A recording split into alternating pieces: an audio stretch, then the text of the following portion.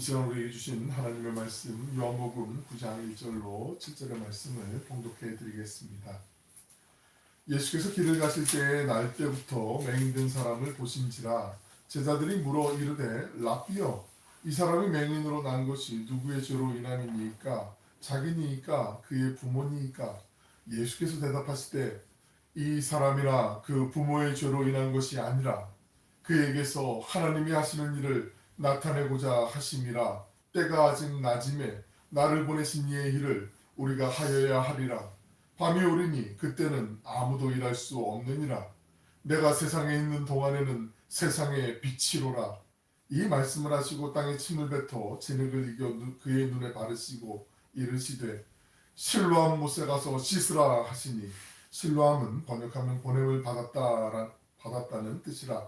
이에 가서 씻고 밝은 눈으로 왔더라. 아멘. 복된 주님의 날 예배드림이 기쁨인 줄로 믿습니다. 함께 예배드릴 수 있는 그 은혜를 주신 하나님 앞에 감사하며 또 복된 은혜가 날마다 풍성하게 임하시길 축원합니다. 아멘. 요한복음 8장의 마지막 절과 오늘 말씀이 연결이 돼요. 그 예수님께서 우리가 지난 시간에는 또 새해 첫 주일이기 때문에 신년주일 말씀 나눴는데, 예수님께서 나는 세상의 참 빛이다라고 말씀하시고 난 다음에 유대 지도자들이 성난 민심이 그 주변에 돌들이 많이 있었다고 말씀드렸잖아요. 헤롯 성전이 보수공사할 때쯤이라고 해서 그 돌들을 들어 예수님을 죽이려고 했던 그런 무시무시한 그런 상황 가운데 예수님이 급히 피해서 성전 밖으로 나오신 다음에 오늘 이 소경을 만나게 된 장면이거든요. 그 장면하고 연결되는 걸 기억하시고 말씀을 보시면 훨씬 더 이해하시기가 좋으실 것 같아요. 근데 이 사도 요한이 이 소경이 태어날 때부터 이렇게 앞을 못 본 사람이 남자임에도 불구하고 의도적으로 남자라는 단어보다는 사람 혹은 인류라는 뜻의 단어를 사용하게 되거든요. 한 장 넘겨볼까요? 아네르라고 하는 단어는 남성을 뜻하는 단어인데 안트로포스라는 단어는 인간, 인류라는 헬라어거든요. 근데 일부러 인류, 인간이라는 뜻의 그 단어, 사람을 써요. 왜냐하면 여기에는 깊은 의미가 있는데 성 아우구스티누스, 성 어거스틴이 이런 해석을 했어요. 근데 상당히 일리가 있고 저도 여기에 동일해요. 100% 동감을 하는데, 이 앞을 못 보는 사람은 이 앞을 못 보는 그 사람이기도 하지만 우리가 태어날 때부터 영적으로 눈이 먼 사람들이고 예수님을 구주로 만나야 우리의 영안이, 영적인 눈이, 신앙의 눈이 뜨이게 된다. 그래서 우리 모든 인류를 대표하는 사람이다. 영적으로 눈먼 사람들을 대표하는 사람이 바로 이 사람이다 라는 해석을 하는데 아주 탁월한 해석이에요. 이걸 잘 기억하시고 이런 단어도 사용됐구나 참고로 알아주시면 훨씬 더 유익할 것 같아서 말씀을 드려요. 본문 1절에 있는 말씀을 같이 한번 읽어보십니다. 시작. 예수께서 길을 가실 때 날 때부터 맹인된 사람을 보신지라. 앞을 못 보기 때문에 예수님에 대한 소문을 들었어도 찾고 싶어도 찾아서 어디 가긴 어렵겠죠. 이 사람이 예수님께서 이 사람을 찾아오신단 말이죠.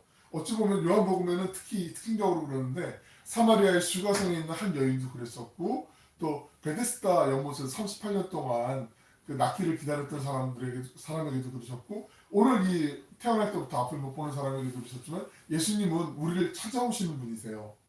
우리가 물론 찾아가기도 해야 되지만 우리의 연약한 부분, 우리의 아픈 부분, 우리의 상처들, 깨어짐들, 우리의 모자란 부분들, 이런 부분들을 아시고 우리가 필요할 때 예수님이 찾아오시는 바로 그 주님이시라는 거, 이걸 우리가 잘 기억하셔야 돼요. 자, 2절에 있는 말씀 같이 한번 읽어보실까요? 시작. 제자들이 물어 이르되 랍비여 이 사람이 맹인으로 난 것이 누구의 죄로 인함이니까 자기니까 그의 부모니까. 우리도 이런 생각을 가끔 갖게 될 때가 있어요. 자녀가 어떤 병을 앓게 되거나 태어날 때부터 좀 장애를 갖게 되면 전통적으로 우리 생각도 내가 무슨 잘못을 했나? 무슨 죄를 지었나? 이런 마음들이 조금은 있거든요. 없으시면 다행인데 있단 말이에요. 이때 당시 유대인들은 특히 또 그랬고 지금도 그런 생각들을 갖고 있어요. 오늘 이 말씀의 핵심이 우리가 갖고 있는 편견, 잘못된 생각을 좀 고치는 게 있으니까 요걸 잘 고쳐야 돼요. 2절, 3절, 4절, 5절, 물론 7절까지 보고 그 다음 시간에 계속 보겠지만 요 편견을 없애는데 오늘 유익하니까 잘 보셔야 돼요. 당시 유대인들이 왜 앞을 못 보는 사람을 죄인이라고 했냐면 하나님의 말씀, 그 율법, 토라라고 하는 하나님의 말씀을 볼 수가 없잖아요. 읽을 수가 없으니까 그러니까 죄인이라고 얘기를 했어요. 한 장 넘겨볼게요. 하나. 그 맨 왼쪽에 보면은 자신의 죄, 눈이 감겨서 하나님 말씀을 볼 수 없기 때문에 그래서 죄인가 지금 제자들이 예수님께 여쭤보는 거잖아요. 그리고 이 사람은 유대인들은 전통적으로 전생이라는 걸 믿지 않았어요. 불교에서는 윤회를 믿기 때문에 전생이라는 걸 얘기하지만 유대인들은 전에 태어나지 않았는데 그럼 언제 죄를 지었냐 그렇게 물어보기도 하는데 전생을 안 믿었거든요. 근데 엄마 뱃속에 있을 때 죄를 지을 수 있다라고 믿었어요. 창세기에 보시면 쌍둥이가 나오거든요. 유명한 쌍둥이. 누군지 아세요 혹시? 야곱하고 그의 형 에서와 야곱. 야곱은 그의 형의 발을 뒤꿈치를 붙잡고 나왔기 때문에 엄마의 뱃속에서 나왔기 때문에 발 뒤꿈치를 움켜잡는 자, 속이는 자라는 뜻의 이름으로 야곱이라고 지었다고 말씀드렸잖아요. 나중에 이스라엘로 하나님의 천사가 밤새 씨름을 하고 난 다음에 새로운 이름으로 바뀌게 되지만 야곱의 이름이 원래 움켜잡는 자라는 뜻이거든요. 이 쌍둥이가 엄마 뱃속에서 이렇게 티격태격 서로 싸웠는지 아니면 고통이 심했는지 어떤지 모르겠지만 그때부터 죄 지을 수 있다라고 랍비들은 전통적으로 해석을 했어요. 그러니까 그의 죄가 어떤 건지 그 사람이 죄 때문에 이 사람이 앞을 못 보게 됐습니까? 죄의 결과로 그렇게 되는 건지 아니면 부모의 죄 때문에 그렇게 된 건지 제자들이 예수님께 여쭤보는 거예요. 부모의 죄. 우리가 가끔 보면 지금 말씀드린 것처럼 계속해서 내가 지은 죄보다는 그 부모나 그 선대의 죄 때문에 내가 계속 이런 피해를 보고 있다는 생각을 가질 수도 있거든요. 바꿔 얘기하면 부모님이 좀 뒷배도 좋아. 그리고 가진 재산도 많이 있어요. 권력도 있어요. 그런 집안에 소위 요즘 뭐 많이 얘기하는 금수저, 은수저, 뭐 흑수저 얘기하는데 그런 좋은 데서 태어난 사람은 출발 선상이 다르겠죠. 시작하는 시작점이 다르겠죠. 근데 정말 부모님이 고생하시고 하루하루를 살아갈 걱정을 하고 있는 집안에서 태어난 자녀는 환경이 아무래도 좀 이 앞에 금수저보다는 좀 뒤처진 데서 출발을 하겠죠. 그죠? 강남 대치동에서 뭐 정말 한 달에 뭐 몇백만 원, 몇천만 원 되는 고액과외를 받는 아이들이 공부하는 것과 이 시골에서 지방에서 뭐 학원 다닐까 말까 하고 EBS 겨우 힘들게 보고 막 문제집 사는 것도 그거 이거 좀 싼 데 없나 이렇게 찾아보는 집하고 출발 선상이 다를 수 있잖아요. 그런 생각을 우리 늘 가질 수 있는데 죄를 짓고 이 사람이 아프거나 고통받거나 이럴 때 우리는 꼭 항상 그런 생각을 갖게 된단 말이죠. 조상이 무슨 잘못이 있어, 무슨 죄가 있어서 내가 이런 업보를 만나. 불교에서 그렇게 생각을 하기도 하고 이해를 하기도 하고 해석을 하기도 하잖아요. 근데 기독교인들도 그런 생각을 갖는 경우들이 종종 있어요. 그리고 의외로 이걸 막 나쁘게 이용을 해서 사람들의 마음을 막 이렇게 좀 쥐락펴락하듯이 그렇게 만들어 놓고 사람들을 이렇게 나쁜 표현으로 얘기하면 가스라이팅 하듯이 이렇게 한쪽으로 끌어가는 그런 사이비 이단은 아닌데 그 비스무리하게 가는 그런 아주 위험한 경우들도 있거든요. 가문에 흐르는 저주를 끊어라고 이런 설교 들어보셨어요 혹시? 예전에 이 지방에서 부흥할 때도 그 강사가 한 명 와가지고 일산 저쪽 지금 또 파주 중 어디서 하는 것 같은데 감리교 목사 중에 그런 사람도 있거든요. 다른 교단에도 있고 말도 안 되는 헛소리거든요. 그거 제가 좀 설명을 드리려고 오늘 말씀 그래서 이제 설명을 드리려고 하는데 2절 하반절에서 지금 제자들이 부모의 죄입니까? 라고 이렇게 막 물어봐요.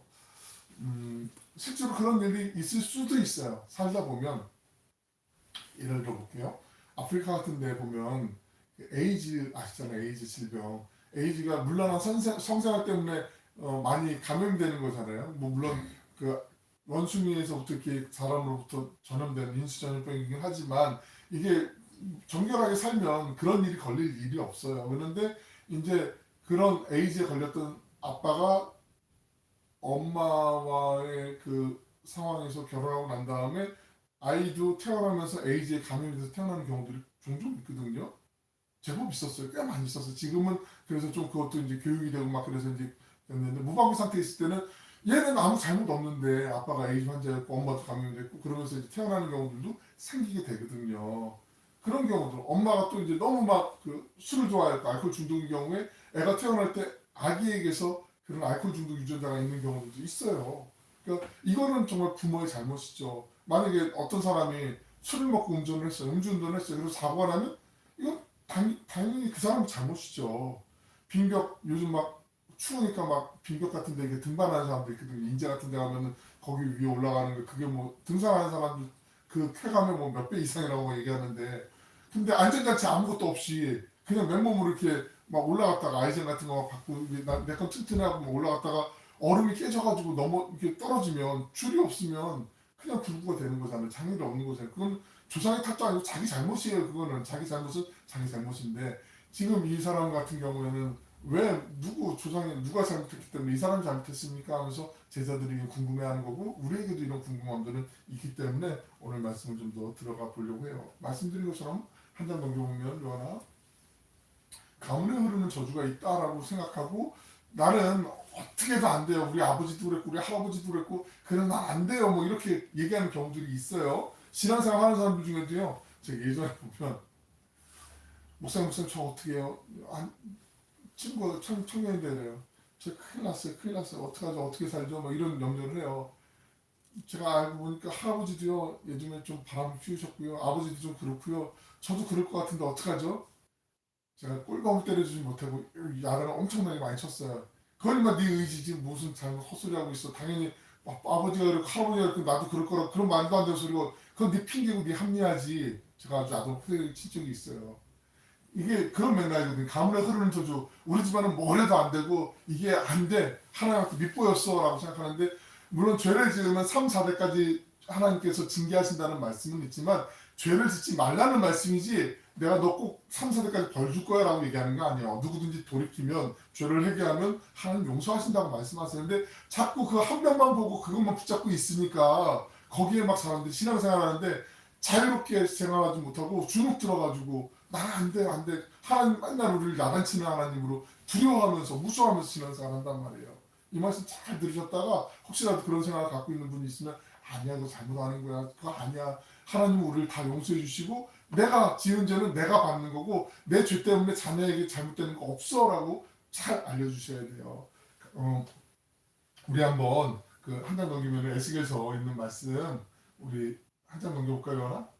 에스겔서 18장 19절 20절에 있는 말씀 우리 천천히 한번 같이 읽어볼게요.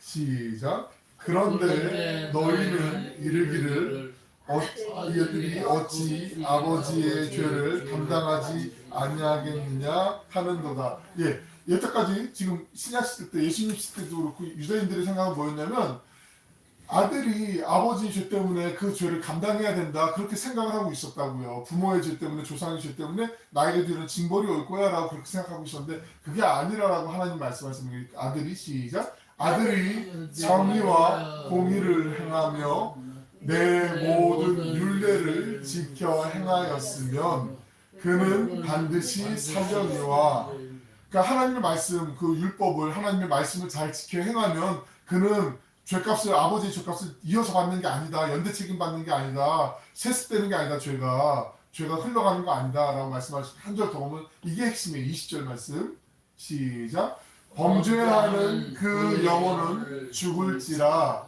아들은 아버지의 죄악을 담당하지 아니할 것이요 아버지는 아들의 죄악을 담당하지 아니하리니 의인의 공의도 자기에게로 돌아가고 악인의 악도 자기에게로 돌아가리라. 요걸 잘 기억하셔야 돼요. 요거 범죄하는 그 영혼은 죽을지라 아들은 아버지의 죄악을 담당하지 아니할 것이요.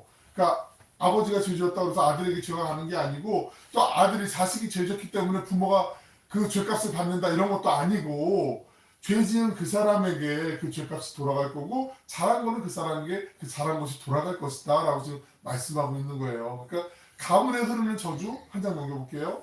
이거 없어요.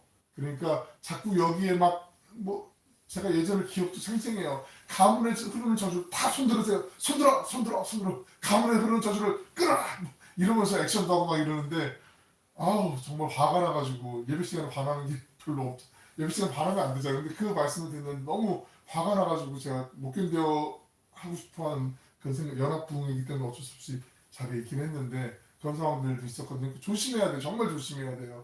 성경의 말씀하고 전혀 다른 엉뚱한 해석을 하면 본인도 문제가 있지만 사람들을 엉뚱한 데로 끌어가게 된다니까요. 여러분, 예수님이 우리를 자유하게 하시려고 십자가에 달려 죽으셨잖아요.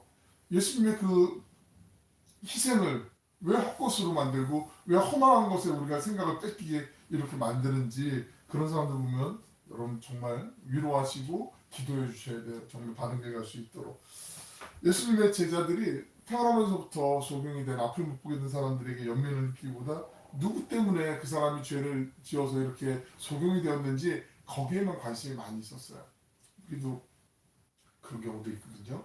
어떤 사람이 다쳤다고 그러면, 뭐 병에 걸렸다고 그러면 왜 그랬대? 그게 더 관심 있어요. 안 그러세요? 그 사람이 지금 얼마나 힘들까, 얼마나 고생할까, 이걸 헤아리고 생각하기보단 자꾸 자기가 원인을 찾으려고 그래요. 그리고 자기가 자꾸 판단을 해요. 그리고 거봐 그랬으니까 그랬지, 정죄까지 안 되니까요. 교회에서 그런 일이 얼마나 많은데요. 그럼 절대 안 된다고 지금 말씀하시는 거예요. 제자들도 지금, 예수님의 제자들도 그랬다니까요. 예수님 정말 궁금해요. 누구 죄 때문에 그런 거예요? 빨리 알려주세요. 이게 아니라고요. 이게 예수님은 지금 이 사람이 지금 눈이 안 보여서 얼마나 고생했을까, 그걸 너무 아파하신 거고, 그걸 헤아리시고 그걸 치료해주고 싶으신 거예요. 그러니까 마음의 중심이 다른 데 있어요. 사람들은 아픈 건 아픈 건데 그러니까 막 다른 데 관심이 있는데, 이게 어떤 호기심을 채워주기 위한 게 아니라 예수님은 정말 얼마나 고생했을까. 앞이 안 보이면 지금 뭐 점자블럭이 입구에도 시각장애인들 다니기 힘들자, 혼자 다니기 정말 힘들잖아요. 지팡이 하나 짚고 막 해도 여기 옆에 갑자기 뭐 어디 구멍이 뚫려 있든지 어디 길이 푹 꺼졌든지 이런 걸 모르잖아요. 얼마나 위험해, 계단 있는지 모르잖아요. 넘어지기도 얼마나 많이 넘어졌겠어요. 정말 얼마나 서러웠겠어요. 사람들이 대놓고 막 떠드는 경우도 많이 있잖아요. 뒤에서 안 보이는 데서 얘기하는 거 얼마나 많았겠어요. 그런 온갖 서름을 예수님이 보신 거예요. 이 사람을 보면서. 그럼 그 마음을 함께 아파하시면서 이 사람을 고쳐주시기로 작정하신 거죠. 만약에 3절 말씀 한번 다시 읽어볼게요. 읽어보겠습니다. 시작. 예수께서 대답하시되 이 사람이나 그 부모의 죄로 인한 것이 아니라 그에게서 하나님이 하시는 일을 나타내고자 하심이라. 이 말씀을 잘 기억하셔야 되는데, 이 말씀을 잘못 이해하시면 예수께서 대답하실 때 이 사람이나 그 부모의 죄로 인한 것이 아니라 그에게서 하나님이 하시는 일을 나타내고자, 그래서 어떤 사람들 경우에는 하나님의 영광을 나타내고자 하는 거다, 이렇게 연결해서 읽거든요. 결론부터 말씀드리면 아니에요. 이거 절대 그렇지 않아요. 절대. 이 말씀은 그 성경에 그 장이 있고 절이 있거든요. 우리가 요한복음 지금 몇 장을 보죠? 우리가 9장을 보잖아요. 1장, 2장, 3장, 4장, 5장 이렇게 장이 나눠져 있잖아요. 이 장을 나누는 것은 13세기 1200년대에 장을 나눴어요. 그 전까지는 요한복음 하면 장, 절이 구분 없이 그냥 한 장으로 쭉 두루마리, 이렇게 쭉 두루마리 감아가지고 이렇게 쭉 쓰는 것처럼 끊지 않고 1절, 2절, 3절 나누지 않고 그냥 쭉 이어서 갔다고요. 13세기 때 그때 장이 나눠졌고요. 그리고 16세기에 들어서 1500년대 들어서 1절, 2절, 3절 그렇게 절이 나눠져 있었어요. 이걸 잘 기억하셔야 돼요. 이걸 제가 이 말씀 드리는 이유가 있겠죠. 이 절을 나눈 사람이 누구냐면 그 로버트 에티엔이라는 사람인데요. 1551년도에 이 절을 나누는데, 이 에티엔이라는 사람이 얼마나 바빴냐면 그 이동하면서도, 마차를 타고 가면서도 장의 절을 이렇게 찍었어요. 구분을 했어요. 그런데 이 3절, 이 요한복음 지금 9장 3절에 있는 게 대표적으로 실수한 것 중에 하나인데, 다른 것도 있지만 물론 8장에 있는 그 가늠하다 잡힌 여인도 8장 30 그 앞부분에서 나올 때 그게 좀 뒤로 가야 되는데, 그건 이제 지금 본문 아니까 나중에 기회가 나면 설명해 드리도록 하고요. 이 절에 있어서는 이 사람이나 그 부모의 죄로 인한 것이 아니라까지가 3절이에요. 그 다음에 그에게서 하나님의 일이 나타나려 한다라는 게 4절이 뒤로 가야 되는데, 이 말씀이 잘못됐기 때문에 문을 닫으세요. 그래야 덜 추워요. 자, 우리 한번 한 장 넘겨볼게요. 지금 예수께서 대답하실 때 이 사람이나 그 부모의 죄로 인한 것이 아니라 그에게서 하나님이 하신 일을 나타내고자 하십니다. 그 다음에 4절 이렇게 넘어가는데, 이게 아니고 이 마침표를 어디에 찍어야 되냐면, 한 장 넘겨볼게요.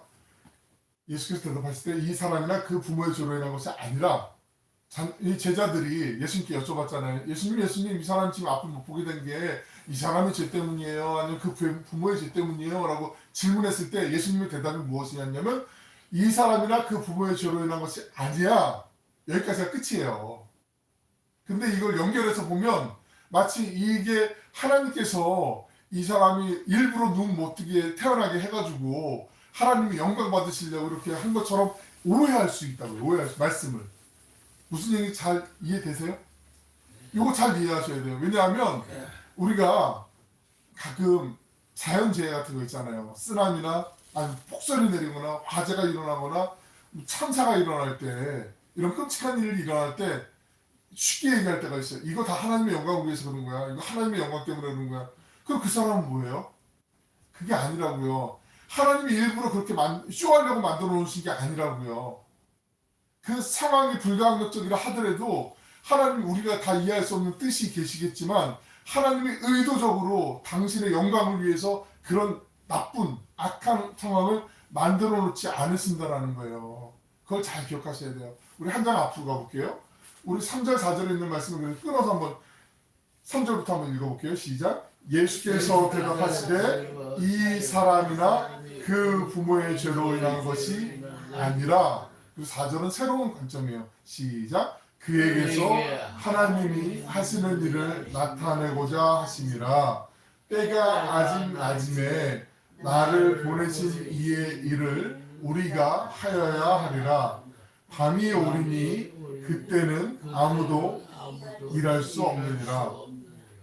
2절에서 이 사람이 앞을 못 보게 된 게 그의 잘못입니까? 부모의 잘못입니까? 죄입니까? 라고 제자들이 물어봤을 때 아니야. 이 사람이나 그 부모의 죄가 아니야. 너희들 착각하면 안 돼? 라고 예수님이 대답하셨고 그 다음 이어서 예수님께서 이제 뭘 하실지를 지금 말씀하시는 건데 그에게서 하나님이 하신 일을 나타내고자 하심이라. 지금 내가 이 사람을 발견했고 만났고 찾아왔고 내가 이 사람을 통해서 하나님의 그 전하신 성품을 내가 드러낼 거야 라고 지금 말씀하고 있는 거예요. 그리고 당신이 어떤 일을 하실지를 지금 제자들과 함께 대화하고 계시는 거라는 거죠. 요걸 잘 기억하셔야 돼요. 그러니까 결국 태어나면서 앞을 못 보게 된 사람은 하나님의 일을 드러내기 위해서 하나님의 영광을 위해서 그렇게 된 게 아니고 주님께서 그를 우연히 만났는데 그 우연히 만남 속에 이 사람이 얼마나 힘들었을까 얼마나 어려웠을까 그 함께 아파하는 마음 시근히 여기는 마음 가운데 그의 눈을 뜨게 해주고 한 장 넘겨볼게요. 요나 그래서 그 한 장 앞으로 뒤로 갈게요. 뒤로 그 다음 장으로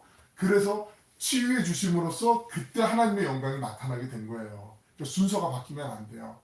우리 잘 기억하셔야 되는 게 하나님이 의도적으로 하나님 영광 나타내려고 하나님 얼마나 도드라지시려고 일부러 안 좋은 상황을 만들어 놓고 설정해 놓고 그렇게 하시는 게 아무것도 없다라는 거. 이거 우리가 잘 기억하셔야 바른 신앙을 가질 수 있어요. 건강한 신앙 생활할 수 있어요. 이게 정말 중요해요. 안 그러면 우리가 자꾸 기복주의적으로 빠지게 되고 한탕주의로 빠지게 되고 하나님 뭐 이렇게 해서 화끈하게 뭐 한번 해주시려나 이런 허망한 것을 우리의 생각이 뺏길 수 있어요. 절대 그렇지 않아요. 성경의 정신 우리가 잘 기억하고 계셔야 돼요. 그렇다면 예수님께서 왜 제자들이 물어본 왜 고통에 대해서 대답하지 않으셨을까? 예수님은 이 땅에 우리의 고통의 문제를 해결하기 위해서 오신 게 아니에요. 한 장 넘겨볼게요. 하나. 일단 넘기면 뭐가 있을까요? 아들? 자, 그 5절에 있는 말씀부터 7절에 있는 말씀까지 제가 한번 읽어볼게요. 내가 세상에 있는 동안엔 세상의 빛으로다 이 말씀을 하시고 땅에 침을 뱉어 진흙을 이겨 그의 눈에 바르시고 이르시되 실로암 못에 가서 씻으라 하시니 실로암 번역하면 번역을 받았다는 뜻이라 이에 가서 씻고 밝은 눈으로 왔더라. 왜 예수님께서 그 한 장 넘겨볼게요. 그 다음 장. 이 사람에게 고통의 문제를 해결해 주셨을까? 고통의 문제를 제자들의 질문을 대답하지 않으시고 근원적인 어떤 우리의 구원을 위해서 오셨을까라는 게 이 사람을 치유해 주신 그 행동, 예수님의 그 행동을 보면서 우리가 연결해서 이해할 수가 있거든요. 한번 여러분 생각해 보세요. 좀 물이라도 쓰시지. 왜 굳이 침으로 이렇게 개가지고 침을 뱉어도 이렇게 흙이 개지겠죠. 그래서 그걸 눈에다 바르셨단 말이죠. 성경에 우리가 잘 이해가 안 되는 그런 장면들이 몇 개 있어요. 다른 복음서에 보면은. 그런데 예수님이 굳이 왜 그러셨을까? 이 말씀은 창세기 2장 7절에 있는 말씀하고 연결이 돼요. 하나님이 태초에 우리를 사람을 흙으로 빚으셨잖아요. 흙으로 인간을 만드셨던 것처럼 이 사람을 새롭게 다시 회복시키기 위한 그 과정을 지금 창세기 2장 7절하고 연결해서 우리가 보시면 돼요. 말씀하셔서 그 진흙을 이겨 그의 눈에 바르시고 난 다음에 그 사람에게 실로암 연못에 가서 씻으라라고 말씀하시는데, 우리가 태초에 흙으로 이 땅에 온 존재이기 때문에 다시 새롭게 창조, 리크리에이션이라고 나와 있는데, 창조주이신 그 예수님께서 다시 그 창조의 손길로 이 사람을 새롭게 회복시켜 주시기 위해서 흙으로 진흙을 만들어 갖고 눈에 만져 주셨다라는 거죠. 한번 넘겨볼게요. 실로암 연못은 그 주전 701년에 히스기야 왕이 있어요. 히스기야 왕이 그 하나님 앞에 기도하면서 생명연장의 꿈을 이룬 유일한 왕 중에 한 명, 유일한 왕인데, 그 예루살렘 성이 포위가 되면 밖에 적들로부터 침입을 받게 되면 물이 없어요. 물이 기은샘에 그 물을 기어다가 써야 되는데, 성 밖에 있기 때문에 물을 끌어다가 쓸 수 없기 때문에 안에 있는 사람들이 다 목말라서 죽을 수밖에 없거든요. 그때 이 히스기야 왕이 지금 한 525m 정도의 지하에 수로를 파게 돼요. 신라암 연못이 지금 그러면 밖에 있는 것처럼 보이는데 저 안쪽에 성 안에 있는 건데, 그 안으로 수로가 들어오게 해서 거기에 못을 만들어놨는데 그게 바로 실로암 못이에요. 실로암이란 우리 예전에 그 복음성어도 많이 불렀잖아요. 어두운 밤에 캄캄한 밤에. 이게 그 우리 병사들 그 훈련소에 가면은 이 노래가 거의 뭐 신병들 훈련소에 가면은 거의 뭐 애창곡 1번인데, 여하튼 그 실로암은 보냄을 받았다라는 뜻이 있어요. 보냄을 받았다라는 뜻. 근데 묘하죠. 예수님이 그 자리에서 이 사람 진흙 바르셨으면, 그럼 이제 그 정도 하셨으니까 자 이제 내가 털어줄 테니까 그 다음에 너 눈 뜨는 거야 하고 떠주게 하실 수도 있는데, 진흙 바르기도 전에 뜨게 하실 수도 있는데, 왜 굳이 눈에다 이렇게 진흙 발라가지고 그 다음 실로암 못에 가서 내려가서 씻으라고 말씀하셨을까? 이게 수로만 525m 걸어가는데 한 550m 정도 되거든요. 한번 생각을 해보세요. 뭐 나무 지팡이든 뭐든 그 실로암 못까지 내려간단 말이죠. 이 사람이 실로암 못까지 그렇게 갈 일은 별로 없었을 것 같아요. 그렇게 내려가는데 부딪히기도 하고 넘어지기도 하고, 그리고 사람들이 지나다닐 거 아니에요. 사람들이 보면서 내가 알던 저 태어날 때부터 앞을 못 보던 사람인데 저 사람 이상하네, 눈에 뭘 붙였네, 지금 뭐야? 애들이 놀리기 딱 좋은 환경이죠. 어른들도 막 놀리겠죠. 드디어 이 사람이 실성까지 했구나 막 이러면서 조롱하고 막 이랬을 거란 말이죠. 그런 상황에서 지금 이 밑에까지 쭉 내려가요. 실로암 그 밑에까지 쭉 내려가요. 이게 이유가 있어요. 밑에 있지만 예수님께서 그 사마리아 수가에 있는 한 여인을 만났을 때도 그 수가 여인에게 내가 너에게 영원히 목마르지 않은 물을 주리라라고 말씀하셨을 때, 이 여인이 그걸 믿었을 때 구주를 만나는 기쁨을 얻었거든요. 그래서 그 기쁨 때문에 그 성에 들어가서 사람들에게 내가 우리가 기대하던 메시아를 만났다라고 이렇게 변화된 모습으로 복음을 전하게 되거든요. 마찬가지로 아무리 내 앞에 복음이 있고 하나님이 주시는 그 은혜의 말씀이 있다 해도 내가 아멘하고 믿고 취하지 않으면, 내가 반응하지 않으면 내게 안 된다는 걸 말씀하고 있는 거예요.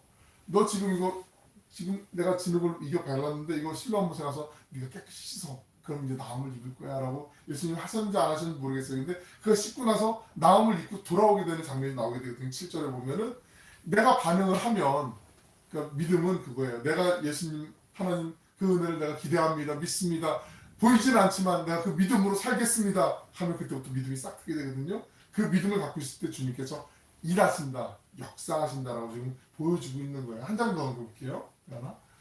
왜 순종했는가? 이유가 있잖아요. 이 사람 왜 예수님께서, 우리가 한번 생각을 해보자고요. 전혀 낯선 사람인데, 낯선 사람이 어떤 한 무리가 있어요. 그 주변에 있어요. 근데 제자들이 막 얘기를 하죠. 예수님, 저 사람 못 보는 게 저 사람 죄예요? 아니면 부모님 죄예요? 뭐 제자들이 얘기하는 거 들었을 거 아니에요. 그때 들으면서 이 사람 속으로 어떤 생각 들었겠어요? 또 시작이야. 이 인간들은 어떻게 내 앞에 주변에 있을 때마다 저런 얘기를 하지? 이런 얘기 한두 번 들었겠어요? 유대인들 지나가면서도 처음 보는 사람 그럴 거 아니에요? 자기들끼리 누구죠니까 사람들 거기에 궁금해한다고 말씀드렸잖아요. 계속 그런 얘기를 들었었는데, 근데 이 사람이 이 얘기를 들었는데 막 화가 나고 막 이러려고 부르는데, 그때 예수님께서 그 누구의 죄도 아니다라고 이렇게 말씀하시는 거예요. 내가 태어나서 처음 들어보는 얘기네. 저 사람은 누굴까? 궁금해하지 않았을까요?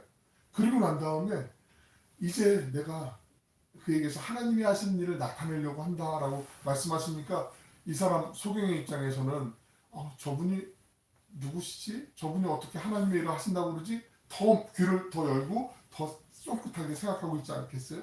그리고 내가 세상에 있는 동안 내가 세상의 빛이다라고 말씀하시니까 저분 누구야 막 지금 마음속에 그분에게는 온 신경이 막 집중되어 있는 거죠. 그리고 앞을 못 보는 분들이 앞은 못 보시지만 다른 감각이 더 발달되어 있는 거 아세요? 특히 촉각, 청각 이런 데 뛰어난 거 아시죠? 유명한 음악가들 중에 그 앞을 못 보는 분들도 꽤 많이 있어요. 우리 찬송가 작곡가 중에 찰스 피니 같은 분도 그렇고요. 그 유명한 대중가요 가수 중에 스티비 원더 같은 사람도 그렇고.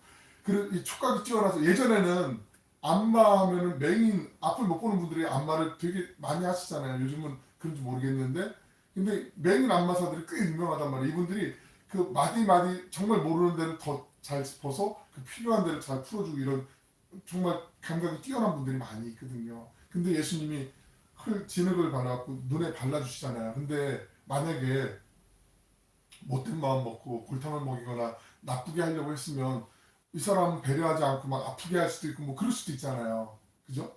가끔 이게 의사들 중에도 다 그렇진 않지만 막 의욕은 있는데 막 열정은 있는데 잘 경험이 없는 사람들이 뭐 주사를 넣을 때도 간호사보다 좀 더 못 넣는 경우들도 있고 좀 이렇게 치료를 하는데도 좀 아프게 하는 경우들 이 사람 배려하지 못하고 그런 경우도 있잖아요. 좀 아주 그냥 정말 오래된 베테랑 의사분들은 환자 딱 상황만 보고도 이렇게 그 눈높이에 맞춰서 이렇게 처치를 해주는데 그런 경우들도 있거든요. 근데 예수님이 이 사람 눈에 그 만져주시면서 이 사람이 느꼈겠죠. 아, 이분은 나를 정말 이해해 주시는구나. 나를 정말 도와주시려고 하시는구나. 알았겠죠. 그래서 이 사람이 곧바로 반응하지 않았겠어요?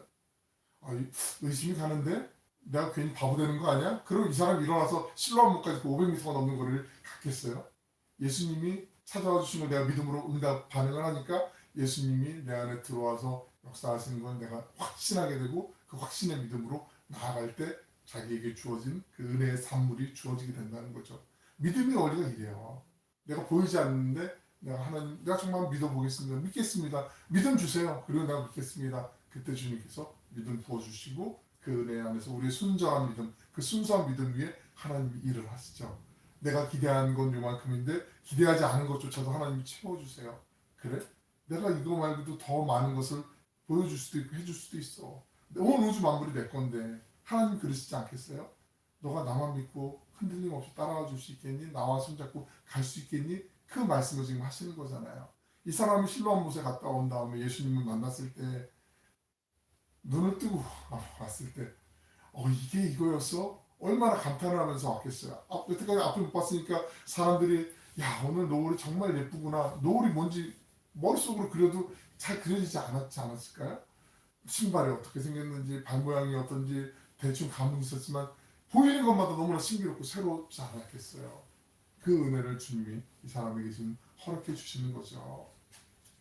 아마 이분이라면 나의 모든 것을 내어드려도 아깝지 않겠다 이런 생각을 아마 갖게 됐을 거고 정말 새롭게 태어나게 된 것이죠.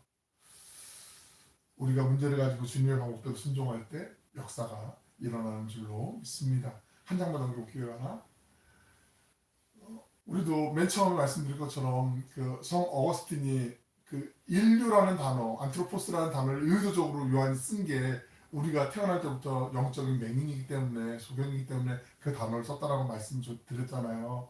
우리도 어쩌면 이 사람은 지금 실로암 못에 가서 눈을 씻고 난 다음에 예수님께서 돌아왔는데 실로암이라는 뜻은 보냄을 받은 곳이라는 뜻이라고 말씀드렸고 예수님은 요한복음에 보면 보냄을 받은 자, 나는 보냄받은 자다, 하나님으로부터 보냄받은 자라는 표현을 17번 사용하게 되거든요. 되게 많이 사용해요. 가장 많이 복음서 가운데 어쩌면 주님께서 오늘 우리에게도 주님이 말씀하신 그 실로암 못에 나아가길 원하시는 거죠. 세상으로 나아가길 원하는 거죠. 우리가 실로암으로 보냄받은 사람 되어서 나아가길 원하는데 혼자 가는 게 아니고 우리와 함께 하시는 그 주님의 손을 붙잡고 임마누엘 하나님이 우리와 함께 하심을 믿고 그 믿음으로 나아가길 원하는 거죠. 그리할 때 하나님이 우리의 일거수일투족 지켜주시고 보호해 주실 뿐만 아니라 우리가 기도하며 주님 아련하지만 막연한 것 같지만 오늘도 구체적으로 주님이 기뻐하시는 길로 내가 한 걸음 내딛길 원하고 주님이 기뻐하시는 손과 발이 되어서 살면서 주님의 성품이 드러나길 원합니다. 그렇게 살아내려고 몸부림칠 때 그래 내가 널 세상에 보냈지 않니? 너는 보낸받은 일에 충실했구나. 착하고 충성된 종이다. 주님께서 칭찬하시는 그 은혜가 있을 줄로 믿습니다.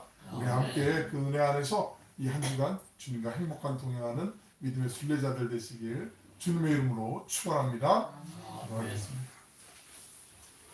사랑하고 풍성하시고 자비로우신 아버지 하나님, 인생의 어두운 밤을 헤맬 때 주님은 먼저 우리를 찾아오시어 구원의 은총을 베풀어 주셨습니다. 오늘 태어나면서부터 앞을 못 보던 사람에게 따스한 사랑을 베풀어 주시고 마음의 눈과 몸의 눈을 열어주신 주님의 섬세하시고도 완전한 사랑의 은혜를 바라보게 하시니 감사드립니다. 사랑의 주님, 저희 마음의 눈을 열어주시어 보이지 않는 상황과 녹록지 않은 현실이 안개와 같을 때 믿음의 주여 우리를 온전하게 하시는 이인 예수님만 바라보고 의지하며 주님의 뜻을 구하며 살아가게 하여 주시옵소서. 그리하여 저희가 하나님의 말씀만을 믿고 순종할 때 주님의 가장 좋은 때에 가장 좋은 방법으로 선하게 역사하심을 찬양하는 간증자들이 되게 하여 주시옵소서. 세상 속에서 어제나 오늘이나 영원토록 신실하신 주님과 동행하며 영원한 본향 하늘의 소망을 품고 살아가는 천국 순례자들이 되게 하여 주시옵소서. 감사드리며 사랑이 많으신 예수님의 이름으로 기도 올려옵나이다. 아멘.